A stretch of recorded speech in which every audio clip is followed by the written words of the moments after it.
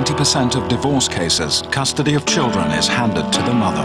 The family justice system in this country is a farcical reactionary joke. Bob Geldof looks at the rights of fathers and the law he believes is failing them. This is a nonsense. Geldof on Fathers, tomorrow at 9 on 4. Now on 4, what turns a regular dad into a law-breaking superhero? We exclusively follow controversial pressure group Fathers for Justice on their protest trail, up to and including their assault on Buckingham Palace. Dad's Army, the men that stormed the palace, contains strong language throughout. Hands up who's prepared to get arrested today. All right, guys. For my children's rights, I demonstrate. Why can't we see our kids? Why can't we see our kids? Why can't we see our kids? This is Fathers for Justice at Work, a controversial direct action group dedicated to changing family law in Britain. Fathers for Justice! All of these men believe they are being unfairly denied access to their children. For the last 4 months, I followed the group's leaders as they executed a provocative campaign of stunts and attacks on the establishment.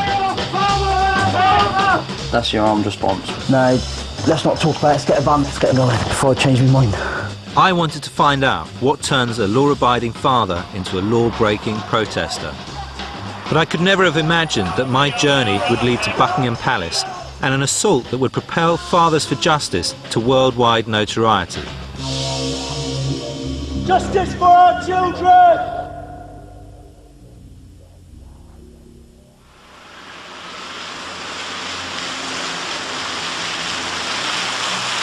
On a rainy morning, 2 months before his notorious assault on Buckingham Palace, I found Jason Hatch halfway up a ladder.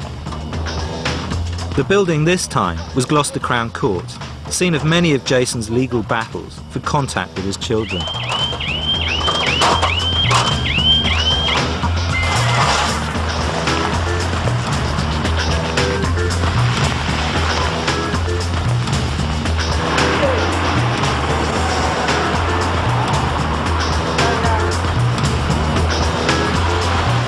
For Jason and his fellow members, every roof scaled is one in the eye for the system they feel has let them down so badly. I've been saying for 12 months I'll conquer this court roof, mate, and I have. So even if they lock me up for this one, it's worth doing. Joined Fathers for Justice because I didn't think there was a men's movements group out there which were as active as Fathers for Justice. That's what I wanted to do. I needed to do something. I had all this energy and all this inside needed to be directed at something. Jason told me he has problems seeing 2 of his children from his second marriage, which ended in acrimonious divorce. His ex-wife and children live only 100 yards away from his house, but despite various court orders allowing him contact, Jason says he's only spent time with his kids 4 times in the last 3 years. I'm angry and I'm passionate because I love my children love me, and yet I'm still not allowed to see my children. Fathers for Justice demand a change in the current family law to remove what they see as an inherent bias towards mothers. Jason and men like him believe the court system consistently fails fathers by denying them reasonable access to their children. We've got to start having people accountable for these decisions that the judges make. You know, a father can see his child once every 3 months for a year, which is what one judge gave to me. That is absolutely shocking, to build a relationship, he said. How can you build a relationship for an hour and a half, once every 3 months for a year? You know, I don't live a million miles away. I'm not going to kidnap the children. So he had no rights to make that judgment, and yet he did. What you've got to do to see your kids. If they do lock me up, it'd be crazy. Then that's not going to be half as bad as opening that front door and seeing my children walk past in the mornings. That is a real heart terror. That rips me up inside. So there's nothing that they can do to me that is going to hurt me more than what the system's done to me. And when Fathers for Justice comes along, that really gave me that boost that I needed. And a lot of other fathers I know have said exactly the same thing. All they can think of is their children day in and day out. And when Fathers for Justice comes along, it's more than the children. You think of getting rid of this corrupt system, where children are suffering, and fathers are suffering, grandparents are suffering. Jason's friend and mentor is Matt O'Connor, the founder and leader of F4J. Whilst Jason's skills are about climbing buildings, Matt is the spokesperson and creative thinker. He's also a serial activist, having marched for CND, Amnesty, anti-apartheid and the miners' strike in the 1980s. Oh, young man. Okay. Daniel. Unlike Jason, Matt now has a good relationship with his ex-wife and does get to see his 2 children. Ironically, the amount of time spent running F4J means he doesn't get to see them that often. Matt admitted to me that he was a hopeless husband, one of his biggest regrets in life. I yearn for this normal life that I used to have. I just crave to just go back to being married and, you know, being with the kids and, you know, just being a normal bloke, rather than stuck in this organisation, which is obviously there to do great things, and I have to live with it and work and carry it forward. But this time is great when I've got, you know, like these guys are fantastic. You know, they're just such phenomenally great children. Have you ever seen Dad dressed out as Spider-Man? No. No. Yeah, but Elvis, yeah, definitely Elvis. And what do you do when you do actually get to spend some time with your dad? We do fun stuff with him. My own personal experience, where I nearly lost contact with my boys after an acrimonious divorce, resulted in myself and my ex-wife going through a highly adversarial system, which pitched the 2 of us, you know, really at loggerheads. And if divorce is like a burning house, going into the family legal system is like emptying a plane load of napalm onto the situation. The thing just went and you are treated like a third-class citizen if you're the non-resident parent, i.e. if you're not living with the kids. And there's no recognition of the fact that these children are your flesh and blood. What did you do on you? Somebody had to do something. Somebody had to make a stand. And that's why I set the group up.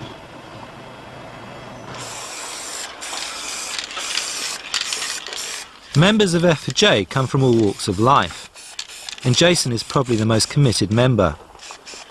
His Gloucester home is always a hive of F4J activity. Dave, are we leaving the back? Are we doing the back and the top? I am one of the boys. I've had no training to talk to media. I haven't had it, you know, I'm not that. I'm a painter and decorator. So just what are these chains for? These chains would be around the front doors, where you've got a 2-door system that just be chained up and locked up there. My job title in Fathers for Justice is National Coordinator and Operations Manager. So yeah, let's go and have some fun. F4J has grown at an enormous rate. They claim to have 12,000 members in 36 branches up and down the country, each led by a local coordinator. Make sure you get all over that lock, Dave. Get rid of them gloves, Pat. Get rid of them gloves. It's Jason's job to travel the country and encourage as much direct action as possible, from leaflet drives and small demonstrations to assaults on court buildings. Yeah, I don't think they're going to get in there. After watching them glue and chain the doors of the courts, I couldn't help but wonder how much this was about protesting, or how much it was about getting even with a system they can't beat. And so how do you feel when you're climbing up a building? When I climb up a building dressed as Batman, I always dress as Batman. It's the adrenaline. I've got it flowing now because I know we're doing something tomorrow. Well, the whole of the week. I know we've got plans for the whole week. I'm buzzing. I'm starting. You can feel it now. I can feel it in my hands and my feet. I want to go now. I'm ready. But when we went out and had a look earlier on, the adrenaline pumping through me then, knowing that, you know, honestly, it's a feeling you'll never know unless you do it. Otherwise, you're not going to be up. As well as court buildings, F4J like to vent their anger at the offices of CAFCAS, the Children and Family Court Advice and Support Service. CAFCAS is the body of ex-social workers who write reports on both parents for the courts to base their decisions on. F4J see them as another part of the system which fails fathers. Part of F4J's ethos is to maintain a level of humour in all their protests. You're the first one to get arrested. Today, it's Batman and Catwoman making another rooftop statement. Some of the things we do are very provocative, are very in your face, but a lot of people will still smile. You know, you see Spider-Man up somewhere, or you see the superheroes up, or even if you pat him on the Prime Minister, a lot of people still smiled. I mean, it's very daring, some would say it's cheeky, some would say it's irresponsible, but a lot of people will still smile, and we always try and use a bit of humour in what we do. It's a really important ingredient. I think we're trying to make an escape here. It should be rather good. Come on, Dave, fuck's sake. I also think for the guys, it's some kind of like cathartic process where they can smile a bit. You know, it gives these guys hope that we can change the law, that we can make a difference. Well done, love. Well done, darling. In the back. Catwoman and Batman evade arrest by escaping from the back of the building.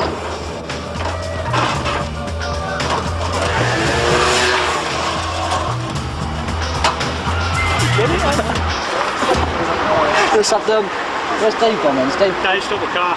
What's just happened is we've just took the piss at the Gloucestershire Constabulary. We've actually removed Batman and Catwoman and they're gone. And I love it. It's absolutely brilliant.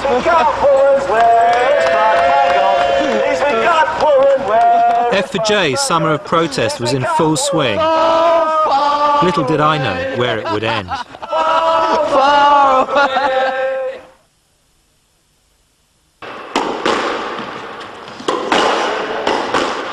Howard Bashford is one of F4J's newest members. He was a managing director of a major computer company, earning a six-figure salary. He'd always been a firm believer in the British legal system. That is until his wife left him, taking their son with her. My wife and I had known each other for 17 years, and we'd been almost childhood sweethearts, and I totally loved her. And my wife left my home, and that was it. My life was shattered completely. She took my little boy. Following that, I was not allowed to see my child, and then I just started my court battles. But these are my court papers, and these are only part of my court papers. I have another set of boxes, probably as large as that, scattered around the house in different bedrooms, but it's devastating to feel that 4 years of your life and the whole of your child's future sits in 4 boxes in Grandma's garage. The reason I believe that she doesn't let our child and myself have good contact is she moved on. Within a weekend, she moved her life completely on to a new life. Basically, she took the old one and she boxed it, she locked it, and she chucked it. Howard has spent 4 years battling to get better contact with his son. He last saw him in August. His next contact is scheduled for 5 days at the end of October. I wanted to know what it was like trying to maintain a parental relationship with such infrequent contact. All you can do is try and work as much as you can to make your child feel that it's a normal weekend and that you love them very much. And when you put them to bed, you stand there and you watch them. And all the thoughts about who they are, how they're growing up, what their school is like, what they do during the day, what they think. You just stand and watch. I'll have to admit that when he comes to our house for a weekend, I probably don't sleep for about 48 hours because I spend the night time just watching him in bed. And those moments are the most special moments in my life. And they're all I have, and I have to take every second of every hour that he's with me. And I can't give up one of those minutes. I think the law is being cruel and abusive to children, and it has got to stop. Because that child is going to need his daddy. He's certainly going to need him someday. There's no doubt about that. He'll want him. But why leave him out now? The court on 2 occasions has basically said, go away, wait 10 years, and your child might try and find you. I now understand. They told me to go away. This is what led me to go to the Royal Court of Justice, and as I'm no longer a parent, and effectively I no longer have a child, I left all of our child's toys across the steps of the Royal Court of Justice. It's the only way I could make a demonstration, and it was the saddest time in my life to see all of our child's toys strewn across the steps of such a building as that, and the building that's done to him what it has done. Excellent. And it's come to a stage now where I do not trust the courts, and I know that the courts will not come up with the answer. Howard has never broken the law. Even by staging his own small protest, he crossed a personal line. I cannot believe, from where I've been in life, that I am now ready to be as active as anybody in Fathers for Justice. I wondered how much further Howard would go to get his message heard. The family law system hasn't changed for 15 years, but the ground is beginning to shift. The Conservatives have changed their party policy, much of it echoing F4J's demands. It's the 22nd of July and the government has released a green paper which concedes the law needs reform. The main thrust of the paper is to make the courts take a tougher stance on mothers who flout court orders, and that the judicial process should be sped up. Matt doesn't think the paper goes far enough, but I think he's really excited to be sharing a platform with mainstream politicians. It recognises F4J as the main protagonist for change.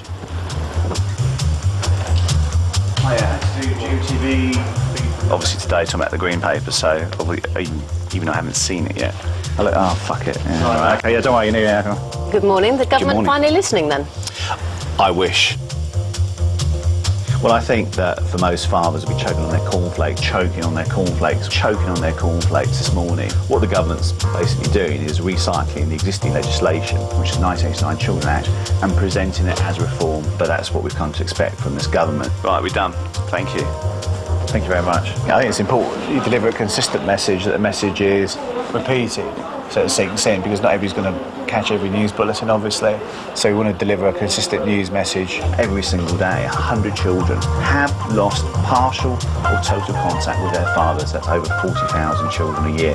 So we have a series of sound bites that we use today that kind of tie in with our response to the government's green paper. That's 300,000 children in the lifetime of this Blair government. What we'd like to see is for the government to introduce legal presumptions to contact, presumption of 50-50 parenting time, so both parents are treated equally in the eyes of law.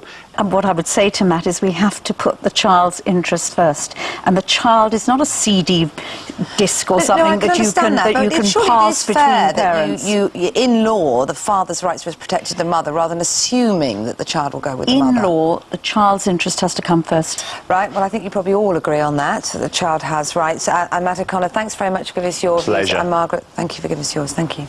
OK, thanks. Let's finish GMTV. Hodges full of shoot. Lovely, thanks mate, cheers. Thanks, cheers. I am prepared to go to prison. I'm prepared to lead this campaign right until we get justice in family law, justice for our children, and equality over 100 parents and grandparents a right in this country to see their children and grandchildren. It's been absolutely manic. TV, radio, press. We've had the lion's share of the coverage. We've made another kind of massive leap forward in terms of getting the Labour Party and the Tory Party start to fight over this issue. Fucking hell, mate, you're going to look like Shirley Bassey out there on that. Matt was clearly in his element sparring with politicians, but I could tell he wanted to create some mayhem elsewhere. For Matt, a good target is one that wins column inches. And what could be better than the Church of England? Hiya, my name's Matt O'Connor. I'm the founder of Fathers for Justice. Obviously, I appreciate if you keep this under your hat, but just to inform you, there's a protest going on at the General Synod today in York, actually at York Minster. Fantastic. Cheers, mate. Thanks.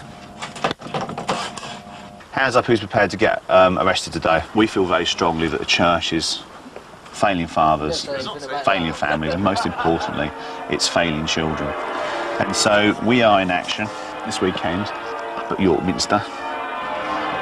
Just hold your nerve, keep your nerve together.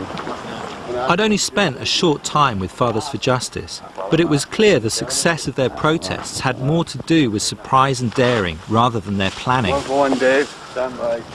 Well, we've been rumbled. The security guard has just come out and asked us what we're doing.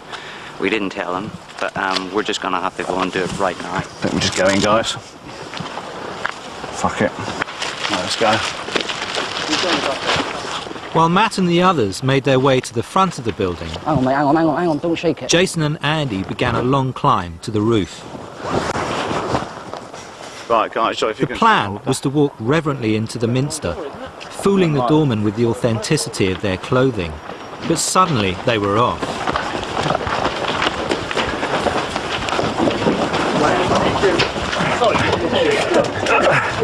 Let us in then, don't be stupid. I'm not trying to stop you.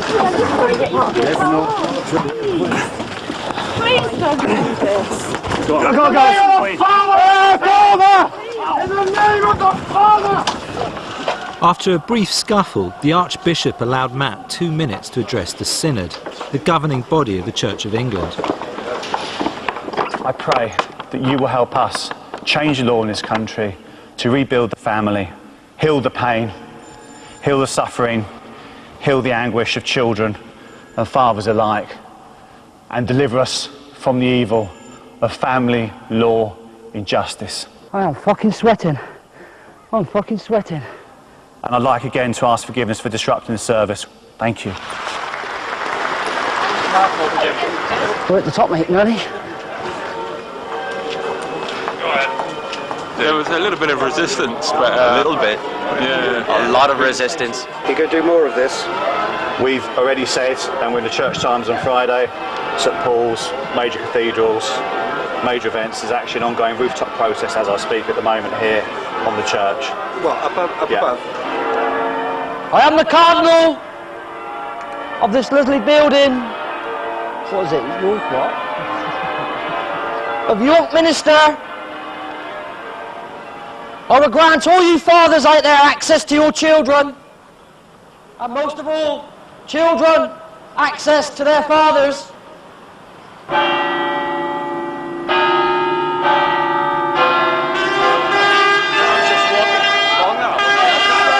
During the scuffle to get into the building, a glass door was cracked and everyone was arrested for criminal damage.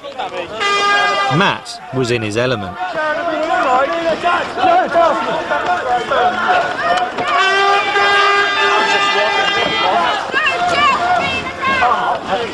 Oh, okay. This is police harassment for peaceful protest.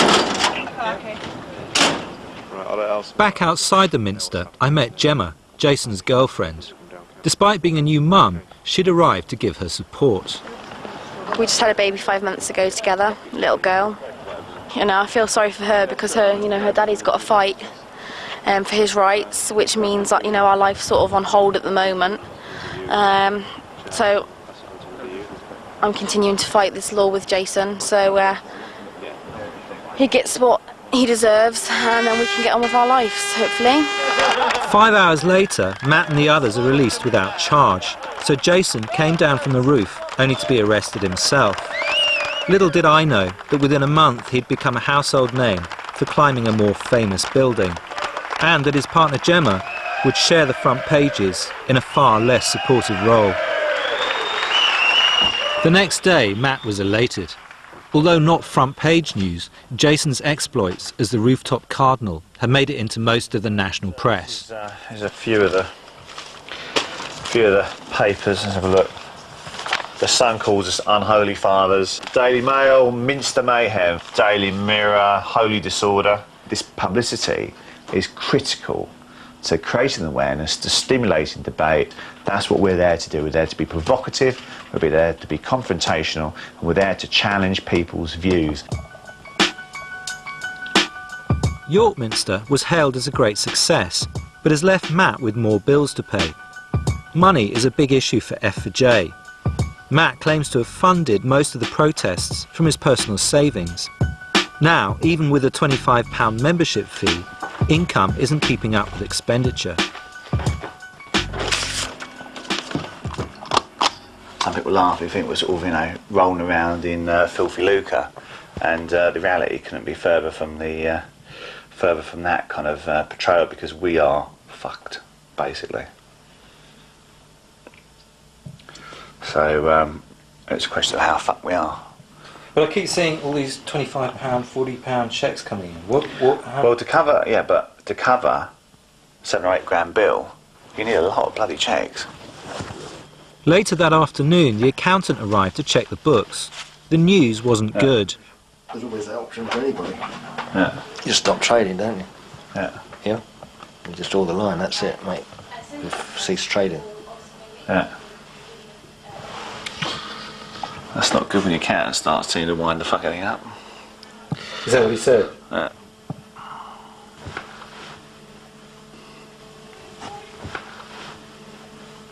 I'd never seen Matt this close to tears before.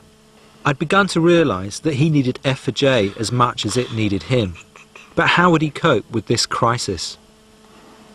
Cost us £200 to set up your checkbooks and whatever, and all we've been doing is transfer the Despite their financial problems, Matt's bought a double-decker bus. He wants to use it to block the M25, and it needs to be given an F for J purple paint job. A group has been organised to rendezvous at Guy Harrison's farm in Sussex. Guy, a campaign veteran, was the man fined £600 for throwing flour at Tony Blair.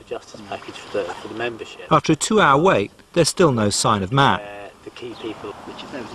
Matt's on his way. I think his navigation is about as good as mine, so I think he was meant to be here about half an hour ago.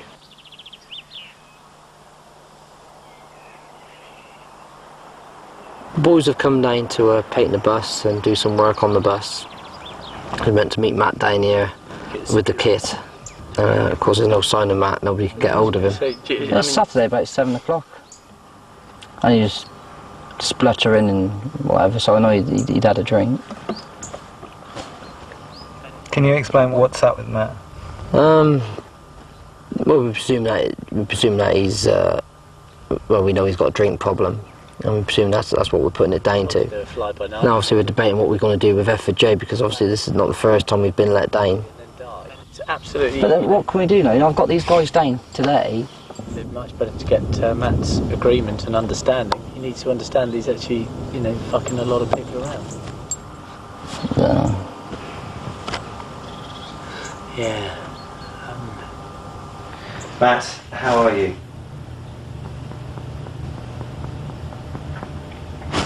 Fucked, pretty much.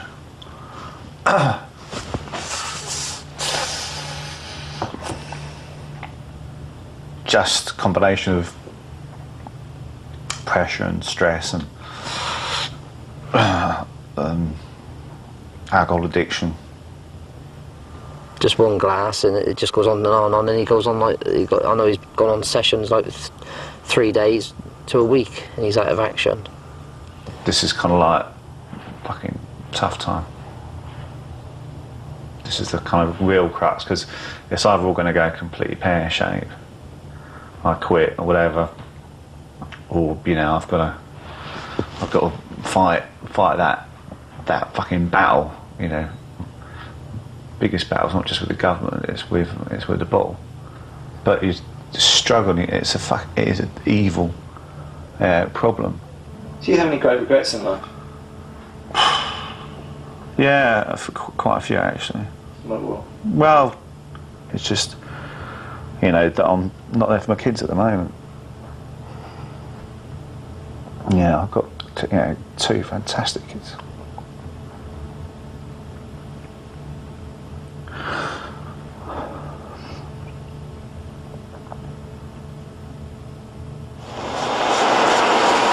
While Matt's drinking problem has dominated the day's business, Howard has arrived to help the team. It may only be painting a bus, but it's still an enormous step for him. Now I'm totally lost. We are flirting with the law.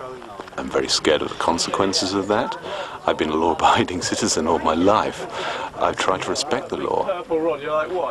I certainly can't respect family law anymore, and I suppose in a way we are encroaching in another area of law, but there's no other way to do this. You've come down to be a bit of an activist then, mate, have you? Jason Hatch, how you doing, mate? But yeah, whatever we need to do. But yeah. So I heard we were painting. Is this the? This is it. This is going to be the masterpiece. Yeah. Big purple bus. And the plans are to take it on the M25 and find a parking bay for it to rest. We need a driver, actually. Sorry. Kiss the sky.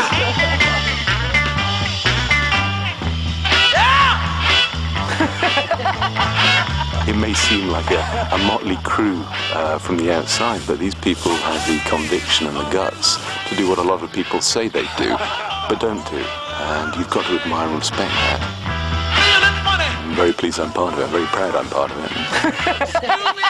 Well, I kissed the sky.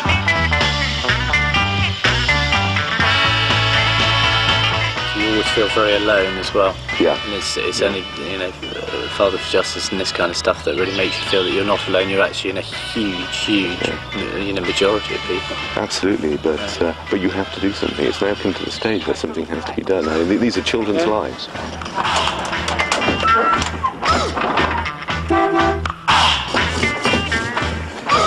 There's no signal coming down. Do you have a clue what you're doing here? I haven't got a clue. Don't know. No, thank you for your help. And, we'll see you again. What you need is a bus driver. So, how was it then? How was?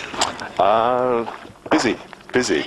A little bit disorganised to start off with, but I think people just get things done. In the end of the day, everybody just mucks in, and the mission will be accomplished by the end of the day, I'm sure of that. As Howard left, I wondered what was going to happen to the organisation he'd just signed up to. With both financial and leadership problems, F4J would have to come up with something truly extraordinary if they were to survive into their third year. They wouldn't have too long to wait.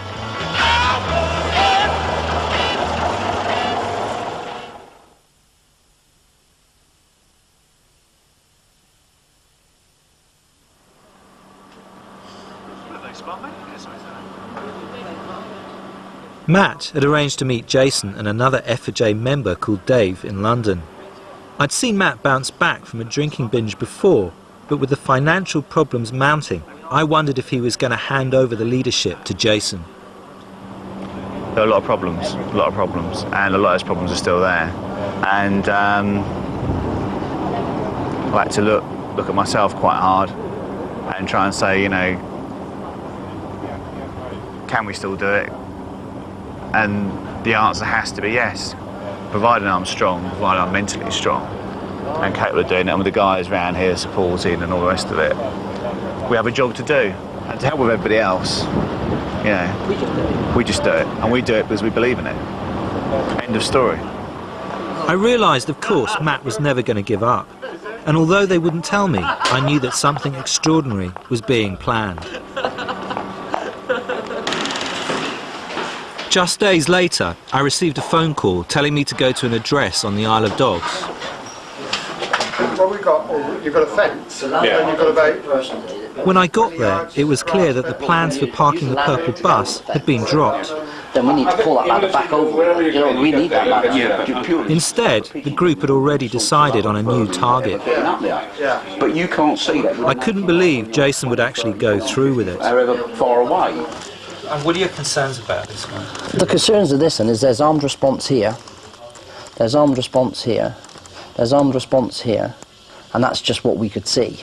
I think they'll be very reluctant to take a shot at you unless you're obviously a danger, yeah. Which if you're just walking along a wall, you're not, particularly if you're dressed as Batman.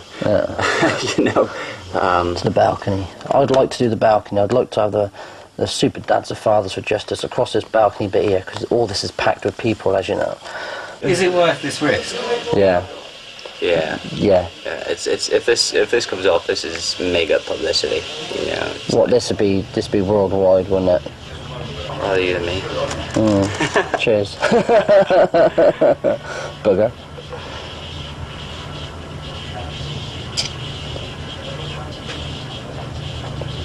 This is the ultimate one, this is. This is the ultimate one.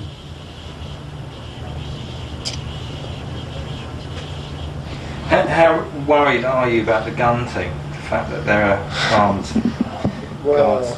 See, the terrorist thing is a huge issue at the moment. It's a worry, but they ain't going to shoot us. We're fathers for justice. They can't shoot us. I'm a superhero. But they can shoot you. Yeah, but I'm Robin. They can't shoot Robin. The thoughts centred around the potential for being shot. It's the nerves, the nerves. And tension in the room began to mount.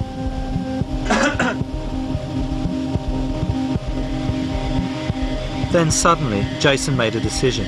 No, let's not talk about it. Let's get a van, let's get fucking going before I change my mind.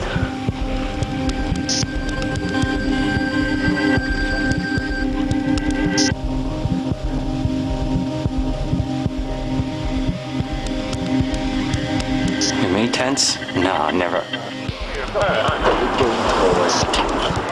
I really am worried about this, to be quite honest. And it's totally unknown. We don't know how the authorities are going to react. You know, they could come down like a ton of bricks on all of us. Piece of push. I'm worried that they may overreact and shoot Jason and Dave. I followed Jason's familiar painter and decorator van. The ladder was drifting off the roof rack, and I still thought they'd pull up outside the palace and change their minds. But they didn't.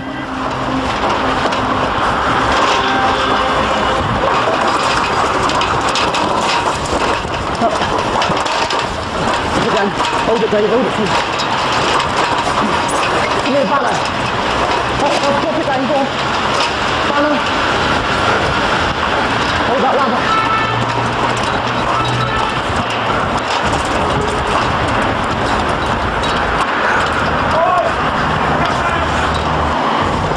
Fathers for justice! Fathers for justice! No! Do not move! Get down that ladder now! Get down! Get down! Get down!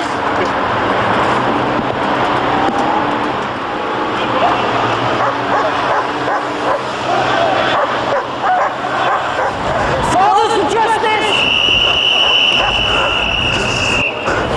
There's 100 a day suffering at the hands of the family law in this country.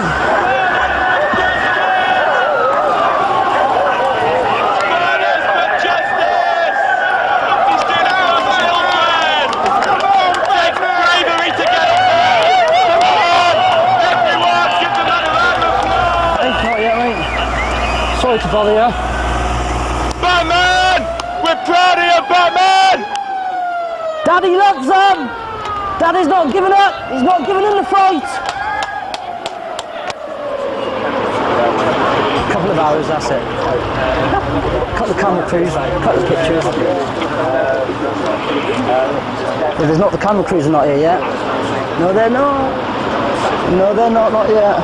Amazingly, Jason looked calm and relaxed as he chatted to the palace security. Within a couple of hours, the media was streaming footage to every country in the world. Jason wasn't just on a 6-inch ledge, he was on a worldwide platform. Good, Jace! Well done, Jace! Yeah, that's pretty impressive, actually. It's great, because obviously, I'm looking around for the police watching me, but they don't look too clever, do they? They must really fucking hate us. Yeah, it's a byproduct of what we do that we highlight problems in security, but let's face it, it is only Batman up there. It's not a terrorist. That sure would have looked good with Robin on that side as well.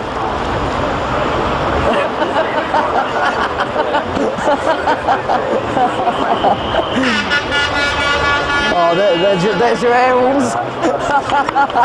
With typical PR spin, Matt had a soundbite to justify the assault.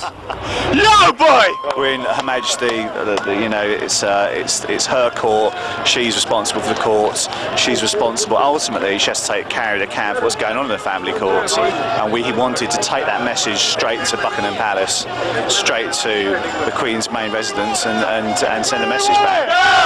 You know, as far as I'm concerned, we're here to do a job, and I want us to bounce back from our wobble the other week, and we've done that.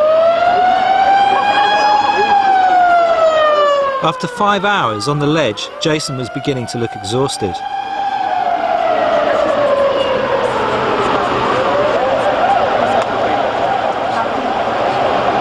Below him, Dave was telling the world how an armed guard persuaded him down the ladder.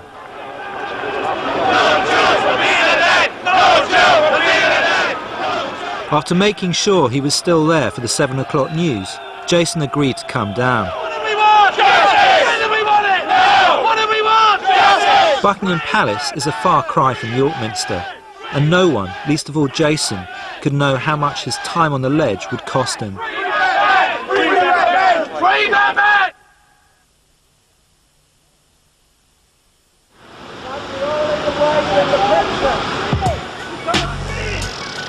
The following day, the police released Jason after spending a night in hospital suffering from dehydration.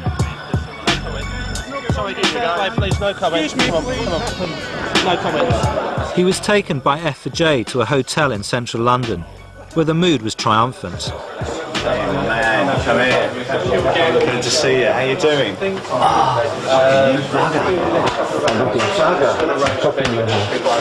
Not surprisingly, the assault on the palace had been F4J's most successful publicity stunt ever. They'd made the front page of every newspaper in the country. Have you not seen it? No. Holy security Batman. That picture. It is just incredible coverage. It makes the Blair thing look like very small beer indeed. It's better. It's not our fault if Buckingham Palace security is a shambles or the security in the House of Commons is a shambles. The fact that you can get a window cleaning superhero up onto Buckingham Palace in sort of less than a minute speaks volumes. So I kept running, and as I'm running across this edge, right, all of a sudden you hear, and there's the bloke with the rifle from the front gate, right, he's ran across, and he's saying, please, hold it now, I'll shoot. And of course, as he says that, I hit this fucking concrete beam, so I'm like...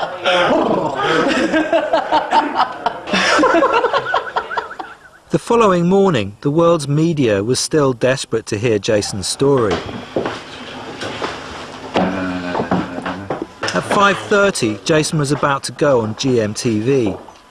Behind the scenes, Matt was in his PR element. Love Her Majesty to be involved, love the Queen to be involved. Prince Charles went through a really bad divorce. Get that in, that's really good. That's all the kind of stuff you can get involved, you know. Get the royal family involved. But then the bombshell landed with the morning papers. Oh, for God's sake. Oh, that silly woman. Why can't she just fucking behave? Gemma's on the sun this morning. Gemma's on the sun. Don't worry about it, mate. It would seem that Jason's girlfriend, Gemma, who I last saw at Yorkminster, had given an interview which went to every newspaper in the country. I think she is. That's great. Absolutely. Well, so much for Gemma. The articles paint Jason as an irresponsible father who's too busy campaigning to spend time with her and their daughter. It's my private life. What you're here to do, you are a campaigner, you're doing it for a cause, and that's the way forward, yeah? 2 minutes. So just don't get bogged down, all right? Just had a picture of the children in my mind and just kept going. There was a guard down there with a semi-automatic rifle that clicked over a couple of times and just kept going. What's happened is Jason's ex-girlfriend has literally spoken to just about every Tom, Dick and Sally. Anyway, I guess it keeps the story alive. Jason had told me they'd already separated, but the papers were implying that Gemma had left him because of his latest F4J exploits. Right. For Jason, the personal consequences of his actions were hitting home. Not only had he been trashed in the press, but he could be facing yet another court battle.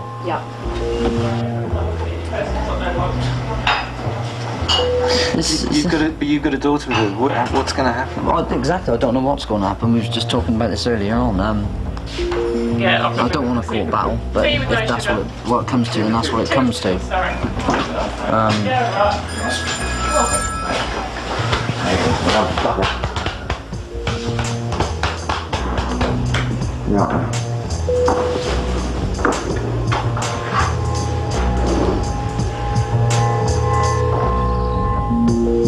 Despite the shock of the press backlash, Jason was determined to defend his position as an aggrieved father. Did you read that Guardian article this morning saying that, you know, it's like a hobby? I don't know. It's The Guardian putting that in, saying that we do this for a hobby. Not a hobby. Believe you me, it's not a fucking hobby. It's an obsession. It's an obsession to get this law changed. I ain't whiter than white. I don't claim to be. If you want a saint, you can go to Bob Geldof. You know, they come up with all this shit on the piss head, and you know, I scammed this bloody Buckingham Palace over drunken binge night, and I so-called bedded 100 women. What a load of tosh! I wish. Bloody hell! Since F for J, mate, women have been. You know, like they chuck whatever they want to chuck at me. I don't care. I mean, we both had a chat the other day about this, didn't we? That, you know, could we carry on with this? But the driving force is the kids. Whatever it takes, that's what we'll do. Get you pulled up. Yeah. And then sort your jeans out with the bottom. 300 miles away, Jason's actions inspired another Batman and Robin to break the law. This time, Robin was played by Howard. Yeah. How are you feeling, Howard? Incredibly nervous. Incredibly nervous. And very cold. I'm not dressed for this. I didn't think about what to wear at all on this occasion. So, totally with jeans on. Do I wear these jeans then, or am I going to get into something else? Leave your jeans on, brother. Leave your jeans on. This is the last thing I want to do in the world, but there's only one little guy that I think about, and that's our child. And I can't back out, and it's for our little guy. That's why I have to do it, and that's it. It's just black and white. He's exhausted every avenue open to him in the legal process. And when you disenfranchise people from the legal process, people will break the law in those circumstances.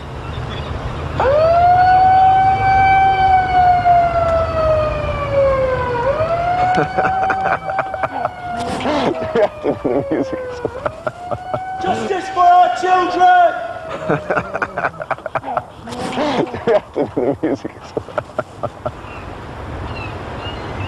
It's all about our children, and I hope that in the end of the day that no, he understands that he has two parents, and but I did have to go an extra mile or two for him, so I hope when he's 18 we'll be sitting there having a beer one day and be having a damn good laugh about that huge bridge that I climbed once. Back in Bristol, Jason was in court again for yet another hearing to find out when he could next see his children. Police van, 1, 2, 3, 4, 5, 6, 7 police vans for a handful of protesters. The words overkill might kind of spring to mind. F for J turned out to support Jason, but with his Buckingham Palace notoriety, the police decided to clamp down on any potential trouble. They prevented access to the court building. Matt was back in the thick of it again. What do we want? What do we want? I read in the paper that 50 men dressed as Batman were protesting outside the Colosseum in Rome. Branches of F for J were being set up in Canada and America, and 2,000 more fathers had applied to sign up online in the UK. One of Matt's cheesier sound bites called F for J the suffragettes of the 21st century. Maybe that's how they'll be remembered. Eventually, Jason emerged from the court. His access problems remain unsolved, but his commitment to change the system of family law remains unshaken. So you can't carry on scaling buildings? I'm going to carry scaling buildings, of course I am. I'm going to carry on being very active. I know I'm going to have to watch me back because I followed and everything else. But you watch. I've never let you down before. I told you I was going to do something and I've done it on numerous occasions. Very shortly, I'm doing something else again.